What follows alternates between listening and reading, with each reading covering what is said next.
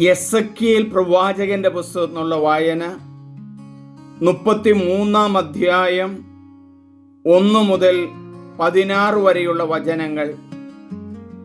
പ്രവാചകൻ കാവൽക്കാരൻ. കർത്താവ് എന്നോട് അരുളി ചെയ്തു, മനുഷ്യപുത്ര, നീ നിന്റെ ജനത്തോട് പറയുക, ഞാൻ ഒരു ദേശത്തിൻ്റെ മേൽ വാൾ അയക്കുകയും ആ ദേശത്തെ ജനം തങ്ങളിൽ ഒരുവനെ കാവൽക്കാരനായി നിയമിക്കുകയും വാൾ വരുന്നത് അവൻ കാണുകയും കാഹളമൂതി മുന്നറിയിപ്പ് കൊടുക്കുകയും ചെയ്യുന്നുവെന്നിരിക്കട്ടെ. കാഹളനാദം കേട്ടിട്ടും മുന്നറിയിപ്പ് സ്വീകരിക്കാത്തവനെ വാൾ വിച്ഛേദിച്ചു കളയും. അവൻ്റെ രക്തത്തിന് ഉത്തരവാദി അവൻ തന്നെ ആയിരിക്കും. അവൻ കാഹളനാദം കേട്ടു, മുന്നറിയിപ്പ് സ്വീകരിച്ചില്ല. അവൻ്റെ രക്തത്തിന് ഉത്തരവാദി അവൻ തന്നെ. മുന്നറിയിപ്പ് സ്വീകരിച്ചിരുന്നുവെങ്കിൽ അവന് ജീവൻ രക്ഷിക്കാമായിരുന്നു. വാൾ വരുന്നത് കണ്ടിട്ടും കാവൽക്കാരൻ കാഹളം മുഴക്കാതിരുന്നത് മൂലം ജനത്തിന് മുന്നറിയിപ്പ് കിട്ടാതെ അവരിൽ ആരെയെങ്കിലും വധിക്കപ്പെട്ടാൽ അവൻ തൻ്റെ അകൃത്യത്തിലായിരിക്കും വധിക്കപ്പെടുക. എന്നാൽ അവൻ്റെ രക്തത്തിന് കാവൽക്കാരനോട് ഞാൻ പകരം ചോദിക്കും. മനുഷ്യപുത്ര, ഇസ്രായേൽ ഭവനത്തിന് കാവൽക്കാരനായി ഞാൻ നിന്നെ നിയമിച്ചിരിക്കുന്നു. എൻ്റെ നാവിൽ നിന്ന് വചനം കേൾക്കുമ്പോൾ നീ എൻ്റെ താക്കീത് അവരെ അറിയിക്കണം.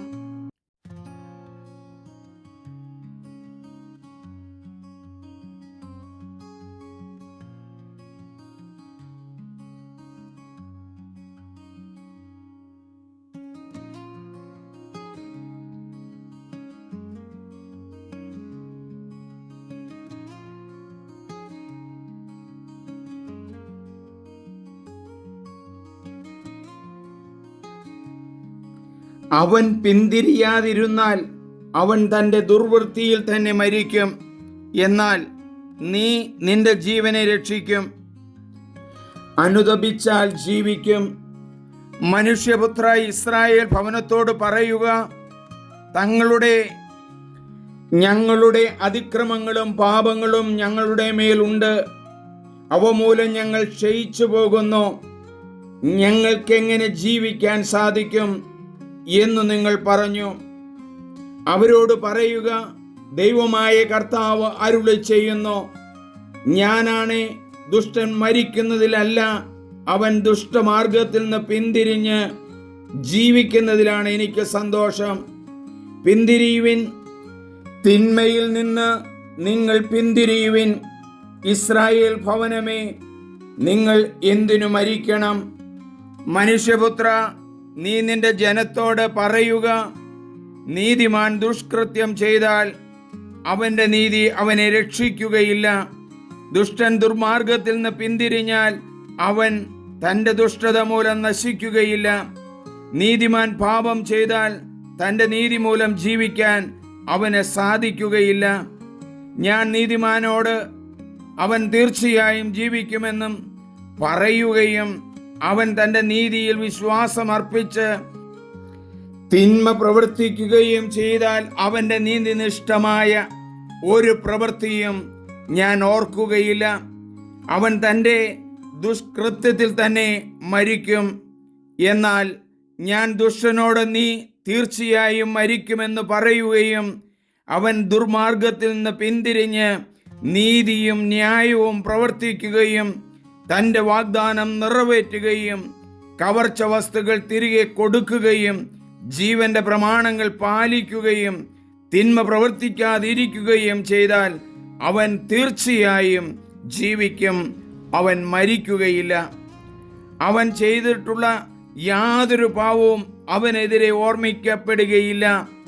അവൻ നീതിയും ന്യായവും പ്രവർത്തിച്ചിരിക്കുന്നു, അവൻ തീർച്ചയായും ജീവിക്കും. എന്നിട്ടും കർത്താവിൻ്റെ മാർഗം നീതിരഹിതമാണെന്ന് നിന്റെ ജനം പറയുന്നു. നീതിരഹിതമായത് അവരുടെ തന്നെ മാർഗമാണ്. നമുക്ക് പ്രാർത്ഥിക്കാം. ദൈവമേ, എസെക്കിയേൽ പ്രവാചകന്റെ പുസ്തകം 33 അധ്യായം 1 മുതൽ 17 വരെയുള്ള 1 ഭാഗത്ത് വളരെ ശക്തമായ വചനങ്ങളാണല്ലോ അങ്ങ് പറയുന്നത്. പ്രവാചകൻ ജനത്തിൻ്റെ കാവൽക്കാരനാണ്. അവരെ ശത്രുക്കൾ ആക്രമിക്കാൻ വരുന്നത് മുൻകൂട്ടി കാണുകയും അവർക്ക് നിർദ്ദേശങ്ങൾ നൽകുകയും ചെയ്യണമെന്നുള്ള ആ കാലഘട്ടത്തിലെ ഉപമ എടുത്തുകൊണ്ട് പറയുകയാണല്ലോ. കാവൽക്കാരൻ രാജ്യത്തെ കാത്തു സംരക്ഷിക്കുന്നത് പോലെ പ്രവാചകൻ ജനത്തെ കാത്തു സംരക്ഷിക്കണം. അവരുടെ അധരങ്ങളിൽ നിന്നും അവരുടെ പ്രവർത്തനങ്ങളിൽ നിന്നും കാത്തു രക്ഷിക്കണം. തിന്മ ചെയ്തു പോയ ജനത്തോട് അനുതാപത്തോടെ മുമ്പോട്ട് വരുവാനായിട്ടുള്ള വലിയൊരു ആഹ്വാനം നൽകുന്ന, വിശുദ്ധീകരിക്കുന്ന, രക്ഷപ്പെടുത്തുന്ന വചനമാണല്ലോ ഞങ്ങൾക്ക് തരുന്നത്. ഈ പ്രവാചക ഗ്രന്ഥം പ്രത്യേകിച്ച് 33 അധ്യായം എല്ലാ പുരോഹിതന്മാരും ജനങ്ങളും സമർപ്പിതരും വായിക്കുവാനിടയാകണമേ. അത്രയ്ക്ക് ശക്തിയുള്ള വചനങ്ങളാണല്ലോ ഈ ക്രിസ്തുവിൻ്റെ വരവിന് മുമ്പ് എസെക്കിയേൽ പ്രവാചകൻ അരുളി ചെയ്യുന്നത്. സത്യത്തിൻ്റെയും നീതിയുടെയും മാർഗത്തിലൂടെ പ്രകാശത്തിലേക്ക് അടുക്കുവാൻ, ദൈവത്തിലേക്ക് അടുക്കുവാൻ ഞങ്ങളെ പ്രാപ്തരാക്കണമേ. ആമേൻ.